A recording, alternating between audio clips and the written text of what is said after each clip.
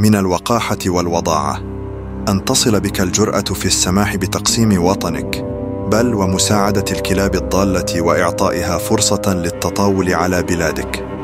هكذا سمح صديقنا وحبيبنا الذي أصبح معشوق نظام كبرانات دولة الجوار في حواره الأخير الذي دعا فيه إلى انفصال الأقاليم الصحراوية رغم مغربيتها لقرون مضت كغيرها من الجهات تحت لواء الحكم المغربي.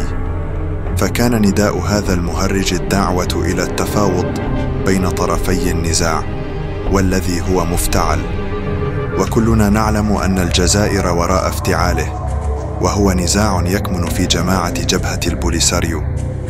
يا لسخرية الزمن، فعزيز غالي الحقوقي الناشط المدافع عن حقوق الإنسان أصبح بطلاً قومياً ومناضلاً فذاً في عيون النظام العسكري الجزائري الحاكم لشعب يرى خيرات بلاده تنفق على كيان وهمي تبناه النظام لتقسيم التراب المغربي، لتعصف ردة فعل المغاربة التي وبوطنية حية غاضبة تخللها استياء عارم في من خان بلده ولهث وراء إغراءات دولة همها الوحيد وهدفها ورسالتها السامية في الحياة يتمحور حول زعزعة استقرار المملكة المغربية التي تمضي قدما ولا تبالي.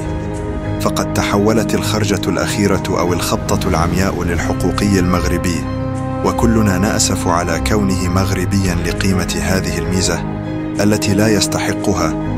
تحولت كلماته تلك إلى بريق أمل ومرتع خصب هرعت إليه أنظمة وأدرع الإعلام العسكري الجزائري كالغنم أمام المرعى، وكلها أمل في تحقيق الحلم والمراد.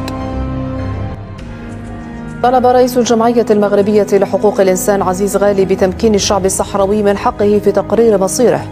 غالي وفي تصريح أدلى به لمنصة عربي 21 القطرية أكد أنه يعارض علنية مخططا ولم لا وهي ترى من خان بلاده ورفع علم جماعة صحراوية هي صنيعتها قامت بإخراجها إلى الوجود منذ السبعينيات حتى الآن مع إنفاق الغالي والنفيس، ومع ذلك لا زالت غير معترف بها، إذ أن هذه الأقاليم جزء لا يتجزأ من ترابنا الوطني، والصراع كان ولا يزال صناعة جزائرية في سياق حرب باردة بهدف الولوج إلى المحيط الأطلسي.